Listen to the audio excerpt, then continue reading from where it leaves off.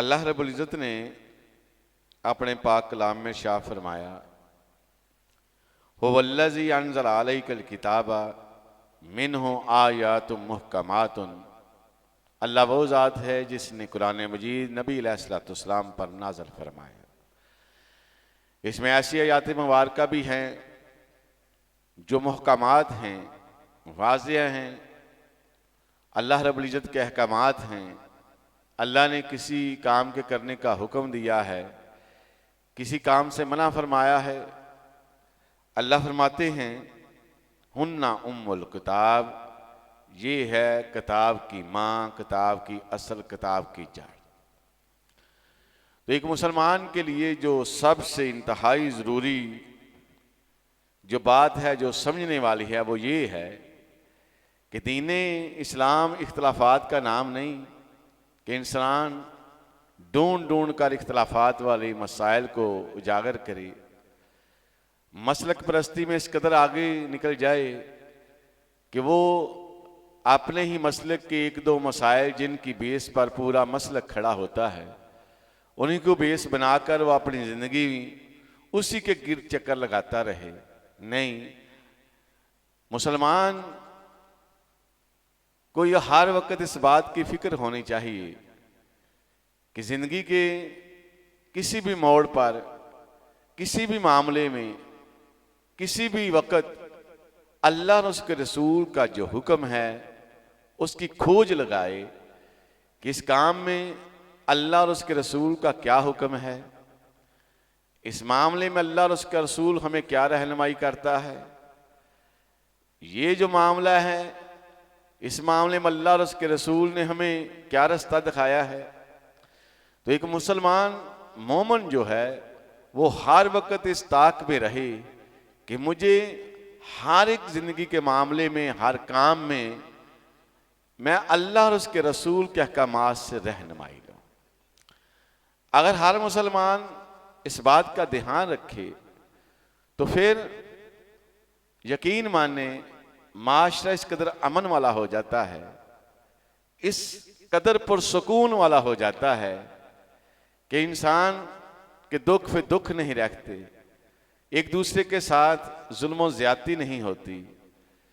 तो सबसे अहम मामला ये है कि एक मुसलमान अल्लाह और उसके रसूल की पसंद को जानने की कोशिश करे, अल्लाह और उसके रसूल की जो नापसंदीदा मामलात हैं, जो अल्लाह और उसके रसूल ने नापसंद फरमाए हैं, उनसे बचे।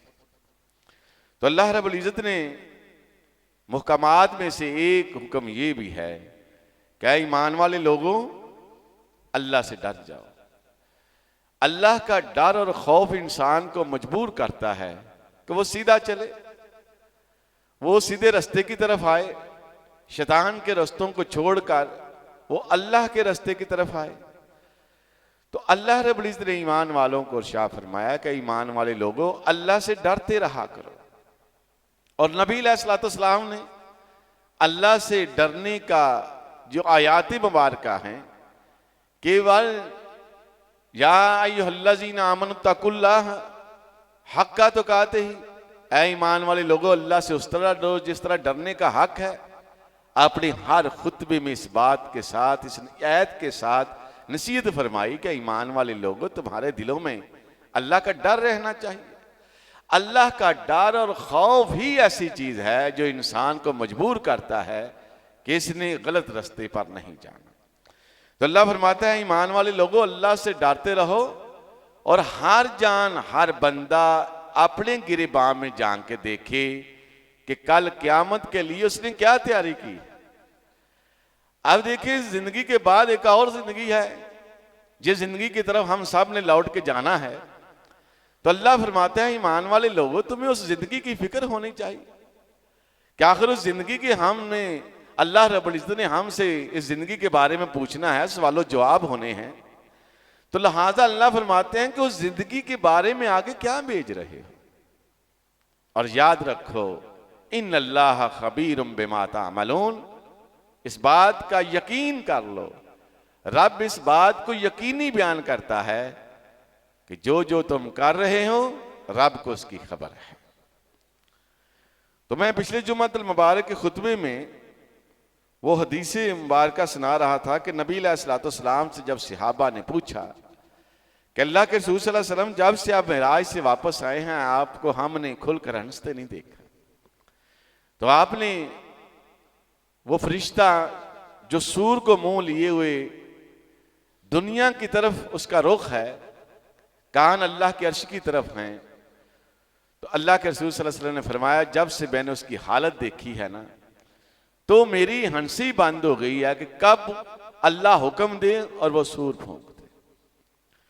तो अल्लाह रब्बुल इज्जत कुरान मजीद में शाह फरमाते हैं, ऐ कायनात के लोगों, तुम कहते हो कि आइज़ा मितना व कुन्ना तुराबन, जब हम मार के मिट्टी हो जाएंगे, हमारी हड्डियां रेजा रेजा हो जाएंगी, तो कहते हैं ज़ालिका रज्जुम बई, अल्लाह कैसे उठाएगा, कैसे मुमकिन है। तो अल्लाह रब्बुल इज्जत ने कुरान मजीद में उसका नक्शा खींचा। अल्लाह फरमाते हैं यौमा यस्माउन सेहत बिल हक, जब सूर फूंकने वाले फरिश्ते की सूर, जब ये जिस दिन सुनेंगे हक के साथ, वस्तमे यौमा युनादिल मुनादि मिन मकानिन करीब। अब कब्र के अंदर जब इंसान गलने सड़ने की सूरत में, जलने की सूरत में, डूबने की शक्ल में, किसी जानवर के खाने की शक्ल में, किसी भी शक्ल में दुनिया से वो रुखसत होता है, जाता वो जमीन में ही है। अब अल्लाह फरमाते हैं जिस दिन आवाज देने वाला आवाज देगा, मैं किस दिन के लिए कह रहा हूं, क्या ईमान वाले लोगों कल क्यामत के लिए आगे क्या भेज रहे हो, गौर करो।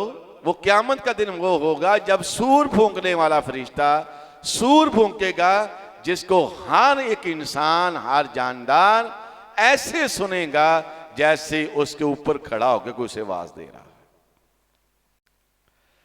अल्लाह फरमाते हैं यौम तशक्ककुल अर्ज़, अब जमीन फट जाएगी। जब सूर फूंका जाएगा, हर इंसान जमीन के अंदर ऐसे सुनेगा जैसे करीब के मकाम से उसे आवाज दी जा रही है, तो जमीन फिर फटेगी। अल्लाह फरमाते हैं फाइज़ाहुम मिनल अजदास इला रब्बिहिम यनसिलून, फिर वो कब्रों से निकलकर दौड़ते हुए अपने रब की तरफ जाएंगे। अब कब्रों से निकलने वाली जो हालत है, अगर इंसान पूरे ध्यान के साथ, गौर के साथ, यकीन के साथ इस बात को तस्लीम कर ले कि एक दिन हमने कब्रों से निकलकर रब की तरफ जाना है, ईमानदारी की बात है, कोई इंसान किसी इंसान से ज्यादती कर ही नहीं सकता।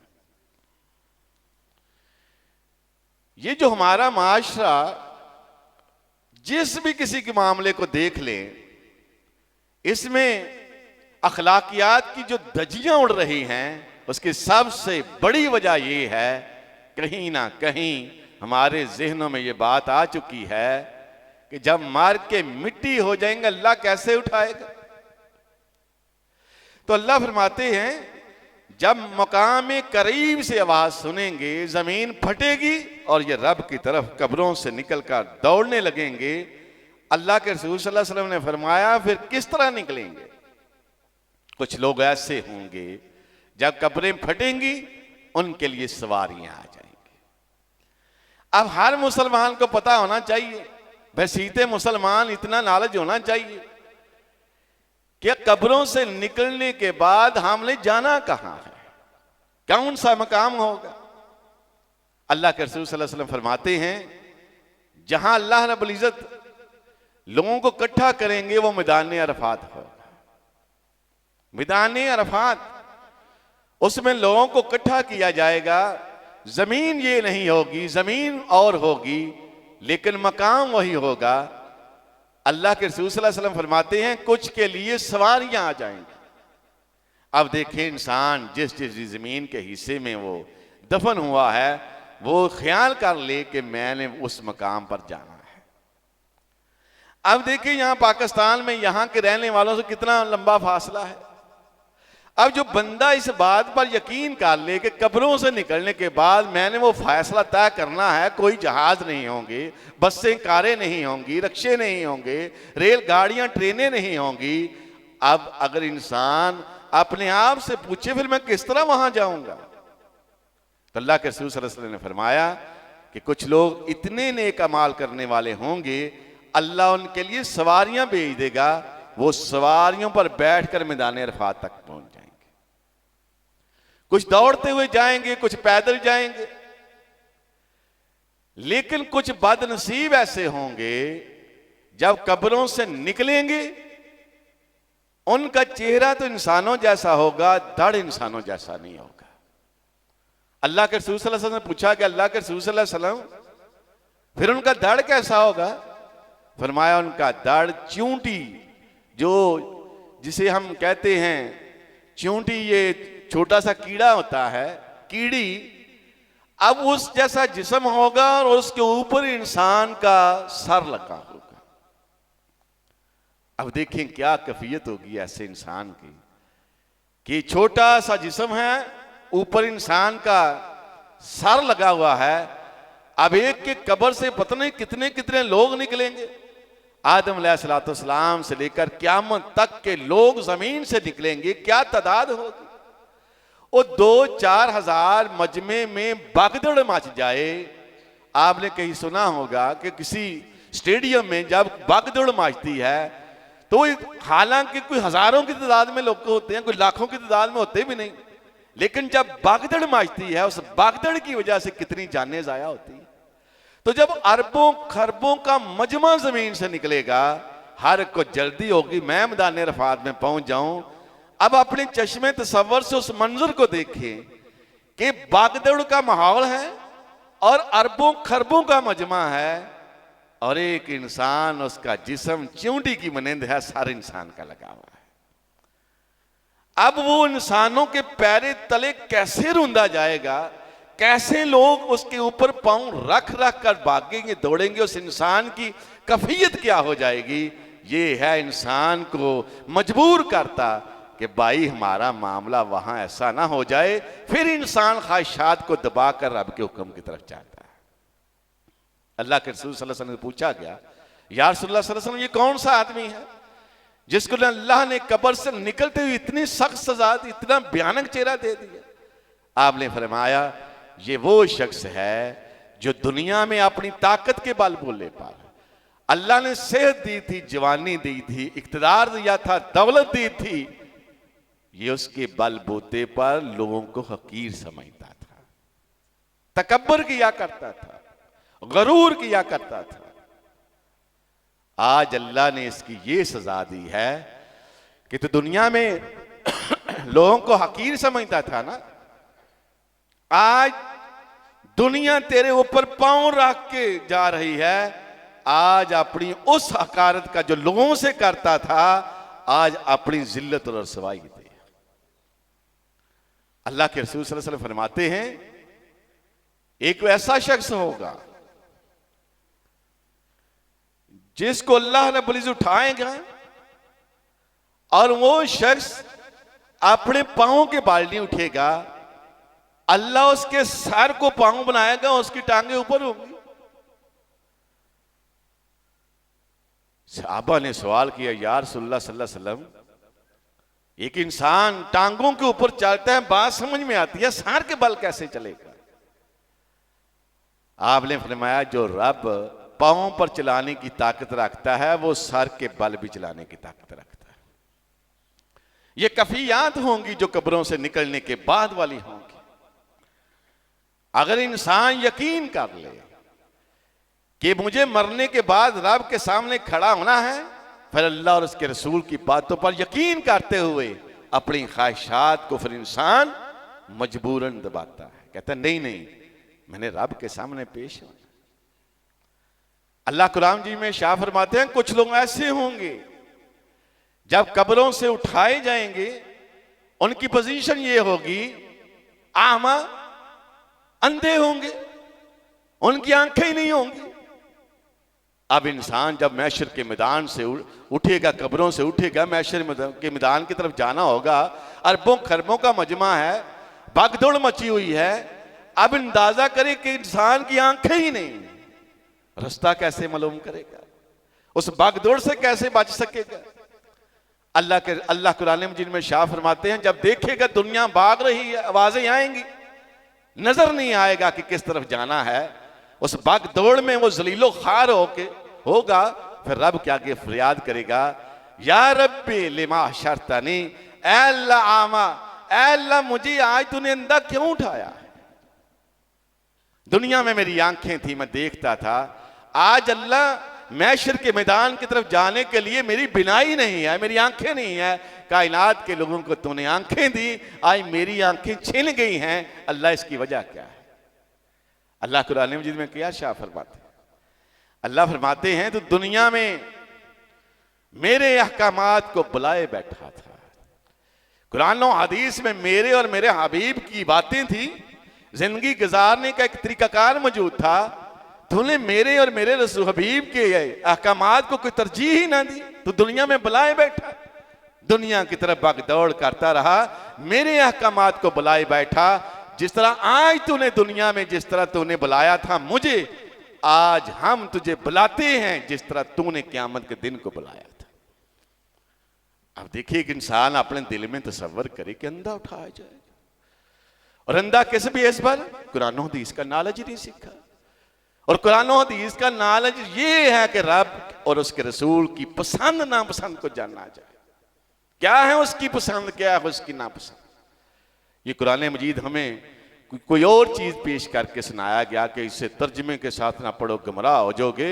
अल्लाह की कसम, ऐसे लोगों की क़यामत वाले दिन जब अल्लाह खड़ा करेगा ना, वो तूने ऐसे कोई साइंस और केमिस्ट्री की किताब बना दिया था कि जो पढ़ेगा गुमराह हो जाएगा। ऐसे ऐसे टोट के मौलवियों ने बनाए हुए हैं, एक आम आदमी को बहाना मिल गया कि मैंने कुरान हदीस नहीं पढ़ना, मौलवी कहते हैं कुरान हदीस पढ़ोगे गुमराह हो जाओ। बताओ, एक आम इंसान की जो जरूरियात हैं, आम इंसान की जो जिंदगी है, वो तो बड़ी आसान है। सच बोलो, झूठ ना बोलो, बेईमानी ना करो, अहद की पासदारी करो, जमीन पर अकड़ करके ना चलो, एक दूसरे के साथ मिलो, खंदा किशानी से साथ मिलो, रिश्तेदारियां करो, सच्चाई की बुनियाद पर हो, कारोबार करो सच्चाई की बुनियाद पर करो, और कारोबार करो ईमानदारी के साथ करो। अब इन बातों में कौन सा इंसान गुमराह हो सकता है? जो मौलवियों ने सोच डाली हुई है कि तुमने कुरान मजीद पढ़ा, गुमराह हो जाओ, इसलिए आम आदमी पढ़ता ही।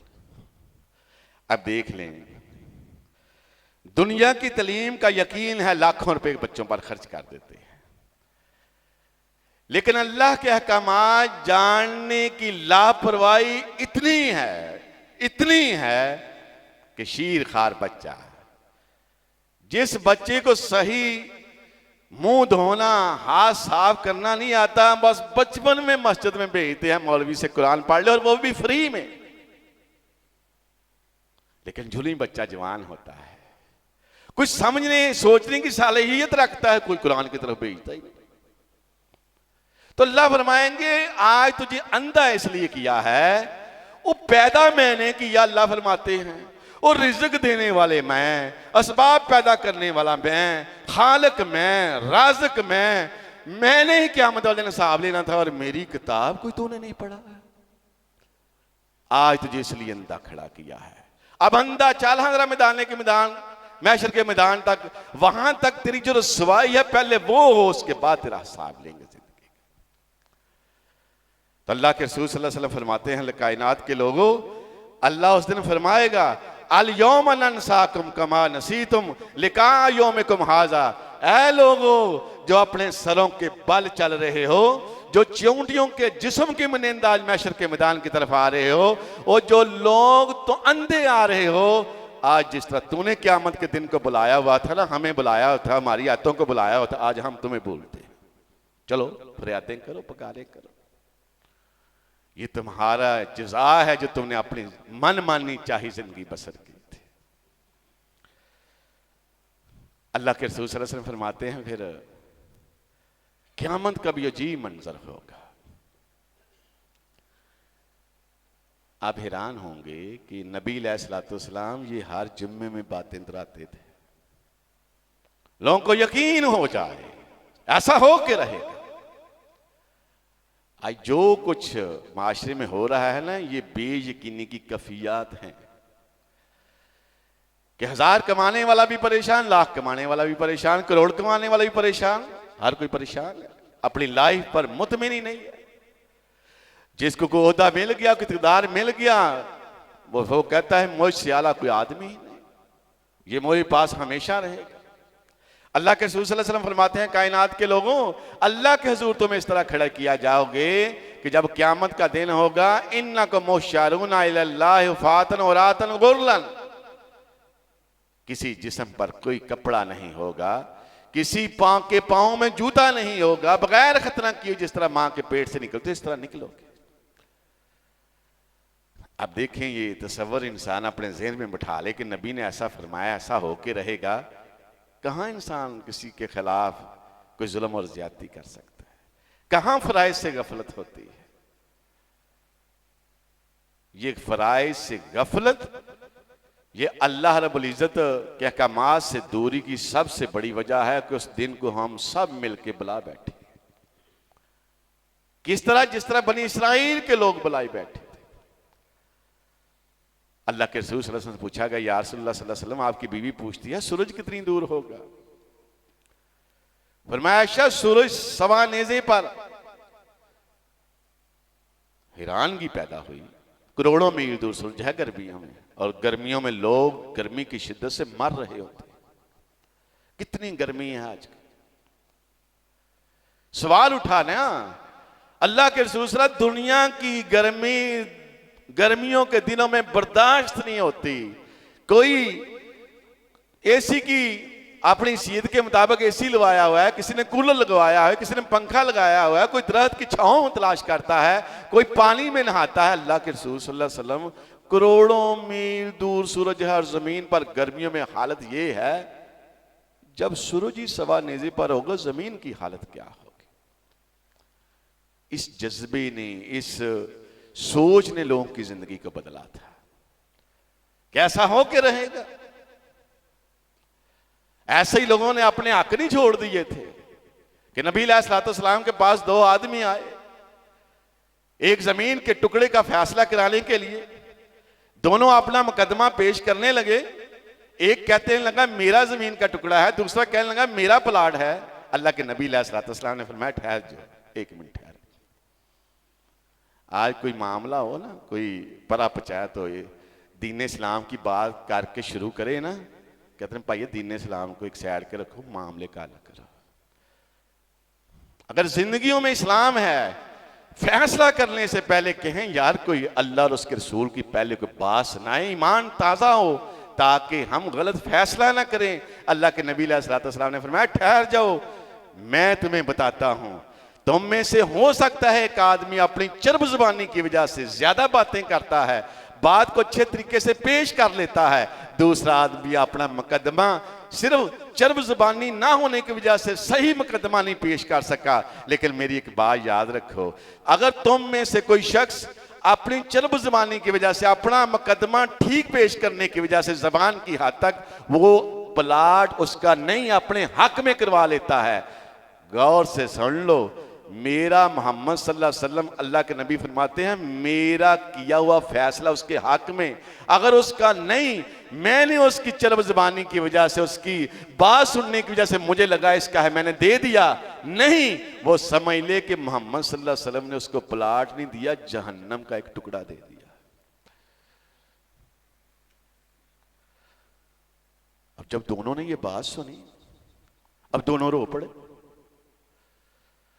अब आए थे नबी अलैहिस्सलाम के पास कि अल्लाह के रसूल, एक कहता है मेरा, एक मेरा है। उन्होंने सिर्फ इतनी बात सुनी है, कोई लंबा चौड़ा खुतबा नहीं दिया, इतनी बात सुनी है कि जिसका हक है अगर उसको ना मिला दूसरे को चला गया, वो ये ना समझे कि मेरे हक में फैसला हुआ है, अगर उसका नहीं उसके हक में फैसला हो गया है, वो ये ना समझे दुनिया में तो उसको जमीन का टुकड़ा, प्लाट का टुकड़ा मिला है, लेकिन आखिरत में उसके बदले जहन्नम का टुकड़ा मिलेगा। अब दोनों के ये सुनने की बात थी, रो पड़े दोनों। अब रो रहे हैं दोनों। नबी अलैहिस्सलाम फरमाते हैं, वह मेरे पास आने वाले ऐ मेरे पास मुकदमा लेकर आने वाले हो, बताओ किसका ब्लाड है? दोनों कह रहे हैं अल्लाह के रसूल सल्लल्लाहु अलैहि वसल्लम, हमें नहीं चाहिए, हमें नहीं चाहिए। सिर्फ इतनी बात का सुनना था कि जो उसके ही से जहन्नम का टुकड़ा आएगा, दोनों लेने से इनकारी हो। ये यकीन था। आज जितने भी लेने के मुकदमात चल रहे हैं, कोई उन्हें ये बातें सुनाने के लिए तैयार ही नहीं। बस लेने की लड़ाइयां हैं, देने की लड़ाई है।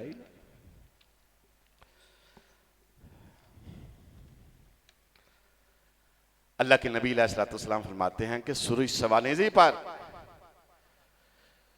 सवाल उठा जमीन की हालत क्या होगी? फरमाया आयशा, जमीन तांबे की तरह गर्म होगी। अब तांबे से तशबीह क्यों दी? कोई शख्स ना लोहे को एक सेकंड के लिए या एक मिनट के लिए गर्म कराया और साथ तांबे को भी उतना वक्त के लिए गर्म करे। लोहे को हाथ लगाने के बाद तांबे को लगाएं, उसकी तपश कई गुना लोहे से बढ़ जाती है।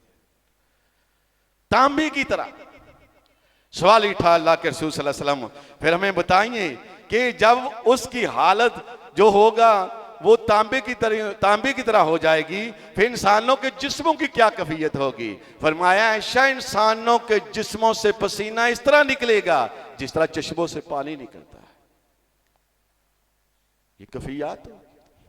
अब देखें, इतनी सख्त गर्मी और दर्जा हरारत में वो पानी बाले खा रहा होगा, उबल रहा होगा। अल्लाह के नबी ने फरमाया वो पसीना जो उबलेगा कुछ लोगों के घुटनों तक होगा, कुछ लोगों की पंडली तक होगा, कुछ लोगों की पीठ तक होगा, कमर तक होगा, उनके बाजू तक होगा, कहीं पूरे के पूरे जिस्म मुंह समेत उस पसीने में डुबकियां खा रहे होंगे।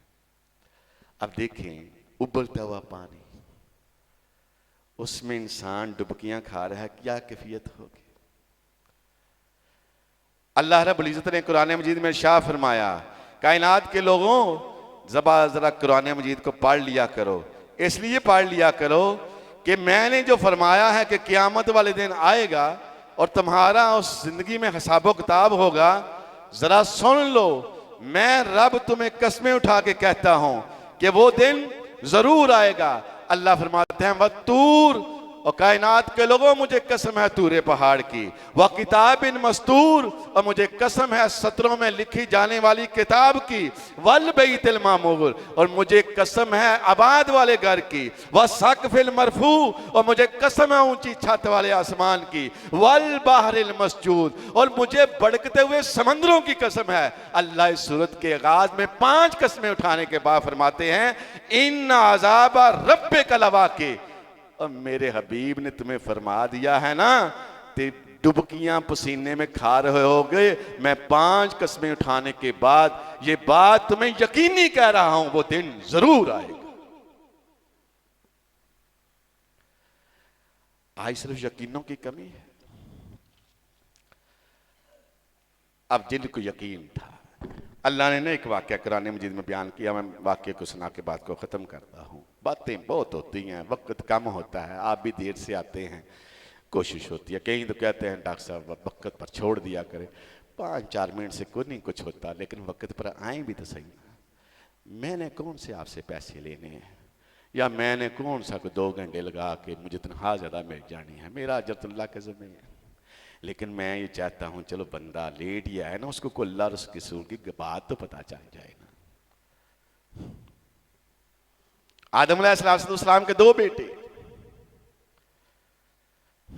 कुर्बानी की। अब पिछले वक्तों में ये होता था कि जब कुर्बानी जो भी अल्लाह के रास्ते में कुर्बान किया जाने वाला मामला होता वो एक मैदान में रख दिया जाता।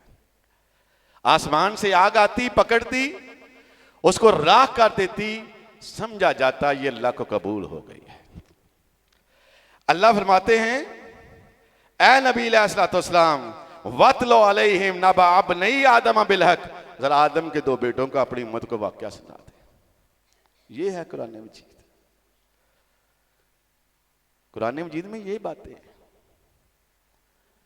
अल्लाह क्या वाक़ा, अल्लाह फरमाते हैं इज़ कर्रबा कुर्बानन फतकुब्बिला मिन अहदिहिमा, दोनों ने कुर्बानी की, अल्लाह रब्बुल इज्जत ने एक की कुर्बानी को कबूल कर लिया। वलाम युतकब्बल मिनल आखिर, दूसरे की कुर्बानी को अल्लाह ने कबूल नहीं किया। अब जब दूसरे की कुर्बानी कबूल नहीं ना हुई, वो अल्लाह का नाफरमान था। अल्लाह अपने फरमा बरदारों मुत्तकी परहेजगारों से कबूल करते हैं। अब उसके अंदर हसद की आग बढ़ गई। अपने भाई को कहता है काल अला आग तोलन्ना का,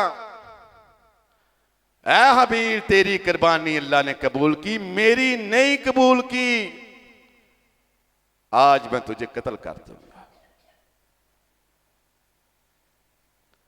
बताना ये चाहता हूं कि जिनको अल्लाह रोज़े आखिरत पर यकीन होते हैं उनकी कैफियत क्या होती है। अल्लाह ने फरमाया नबी अलैहिस्सलाम अपनी उम्मत के लोगों को बताइए, ये खाली नारे मुंह जुबानों से कहेंगे कि ला इलाहा इल्लल्लाह मुहम्मद रसूलुल्लाह, हम मान लेंगे। अम हसिबतुम अन तदखुलुल जन्नह, लोगों ने समझा है हम जन्नत में ऐसे ही चले जाएंगे। सुबह से लेकर शाम तक दुनिया की भाग दौड़, ना अल्लाह और उसके रसूल के अहकामात की को ख्याल, ना अल्लाह और उसके रसूल के अहकामात को जानने की कोशिश की, ना अल्लाह और उसके रसूल की पसंद और नापसंद का ख्याल रखा, और समझा ये है मुसलमानों के घर पैदा हो गए हैं, जन्नत में चले जाएंगे। अल्लाह कुरान में फरमाते हैं हम हसिबतुम अन तदखुलुल जन्नह, लोगों ने गुमान किया जन्नत में ऐसे ही चले जाएंगे। वलम्मा यातीकुम मसलुल लज़ीना खलौ मिन क़ब्लिकुम, और तुमसे पहले लोगों पर जो हालात वाक़यात हुए हैं दीन पर अमल करने की वजह से, और तुम पर तो वो आए ही नहीं। दीन पर चलते हुए तो हम में से किसी को तकलीफ आई ही नहीं। हमारी तकलीफात दुनिया बनाने की वजह से है, दीन पर चलने की वजह से नहीं। अल्लाह फरमाते हैं उन पर हालात वाक़यात आए कि दीन पर चलने की वजह से बीमारियों ने, भूखों ने, तकलीफों ने इस कदर झंझोड़ दिया, हत्ता यकूल रसूल वल्लज़ीना माहू मता नसरुल्लाह, उस वक्त का रसूल और उनके असहाब कह उठे अल्लाह की मदद कब आएगी। तो अल्लाह फरमाते हैं उनमें से एक कहने लगा तेरी कुर्बानी कबूल हो या मैं तुझे कत्ल कर दूंगा। उसने कहा, दूसरे भाई ने काला इन्नमा यतकब्बलुल्लाहु मिनल मुत्तकीन, मुझे क्यों मारते हो, अल्लाह का वादा है अल्लाह मुत्तकियों की कुर्बानी को कबूल करता है, मेरा क्या कसूर है। उसने कहा अल्लाह ने कुरान मजीद में इरशाद फरमाया, अब ये अल्लाह से डरने वाला था, अब वो कत्ल करने के इरादे से जबटा आगे से कहना है मेरी एक बात सुन ले। क्या बात? कहने लगा लाइम बसत्ता अलैया यदका लिक तक तोलानी माना बेबासितिन युदैया अलैका ला अक्तुला का। बात सुन ले, अगर तू मुझे कत्ल करने के लिए अपना हाथ बढ़ाएगा, मैं कत्ल करने की नीयत से तेरे सामने हाथ नहीं उठाऊंगा। लोगों को बुला वजह कत्ल किया जा रहा है। नबी अलैहिस्सलाम ने फरमाया आखिरी वक्त में, आखिरी जमाने में हालात ये हो जाएंगे, कत्ल करने वाले को नहीं पता कत्ल क्यों किया है, कत्ल होने वाले को नहीं पता कत्ल क्यों हो रहा हूं। आज माशा इन मसालों से बड़ा पड़ा हुआ है, रब का खौफ दिलों से कदर उठ चुका है। आज वो निशानी हूबहू पूरी नजर आ रही है। आदमी घर से निकला है, रास्ते में दो लड़के मोटरसाइकिल पे आते हैं, फैर मार देते हैं। कत्ल करने वाले को नहीं पता मैं इसने इसे क्यों मारा है, कत्ल होने वाले को नहीं पता मैं क्यों कत्ल हो रहा। मसले तो ये बयान करने चाहिए थे कि माशरे में कातिल को पता चल जाए मेरा क़यामत वाले दिन हर्शर क्या होगा। आज इन मसाइल को ना बयान करने की वजह से कातिल माशरे में इज्जत के साथ दंडना रहे हैं, रिश्वत लेने वाला माशरे में इज्जत की जिंदगी बसर कर रहा है। एक ही वजह है, इन मिंबरों पर सवाए इख्तिलाफात के रब्बे काबा की कसम अहकामात वाले मसाइल ही नहीं बताएंगे। वो कहता है मैं तेरे आगे हाथ नहीं उठाऊंगा। उसने कहा क्यों नहीं उठाएगा? उसने कहा इसलिए इन्नी अखाफुल्लाह रब्बल आलमीन, मुझे मेरे रब का डर है। उसने कहा किसी को ना कत्ल नहीं करना, जिसने एक इंसान को कत्ल कर दिया उसने पूरी नौ इंसानियत को कत्ल कर दिया। वो एक कातिल एक इंसान को कत्ल करने वाला ये ना समझे मैंने एक को कत्ल किया है। अगर दुनिया में भी देखा जाए ना, और किसी के घर के सरबराह को कत्ल किया जाए वो एक कत्ल नहीं होता, उसकी पूरी फैमिली कत्ल होती है। वो माशरे में किस तरह जिंदगी बसर करते हैं। जिसका कत्ल होता है कोई उससे पूछे ये मसले बताने चाहिए या नहीं बताने चाहिए। आज हमें लगता है फलां का कत्ल हो गया है। अल्लाह के बंदो, अल्लाह चाहता है जमीन पर अमन हो, सुकून हो। जो इंसान अल्लाह की चाहत का मद्देनजर रखते हुए जिंदगी बसर करता है, वो तो फिर कहता है किसी के साथ ज्यादती ना हो। अगर ज्यादती हुई क्या मतलब अल्लाह मुझसे पूछेगा। तो हबील ने भी यही अल्फाज कहे थे कि मैं तुझे इसलिए नहीं कत्ल करूंगा, मैं अपने अल्लाह से डरता हूं। और ये अल्लाह से डरना इतना हम था, मैं फिर दोहरा दूं कि नबी अलैहिस्सलाम ने अपनी जिंदगी में कोई ऐसा खुतबा नहीं दिया जिसमें अल्लाह का डर ना बताया हो। इंसान सीधे ये इसलिए फिर हो सकता है अल्लाह का डर हो, रोज़े आखिरत पर ईमान हो। अल्लाह से दुआ है अल्लाह में सही मानों से अल्लाह से डरने और रोज़े आखिरत पर ईमान रखने की तौफीक अता फरमाए। व आखिर दाना।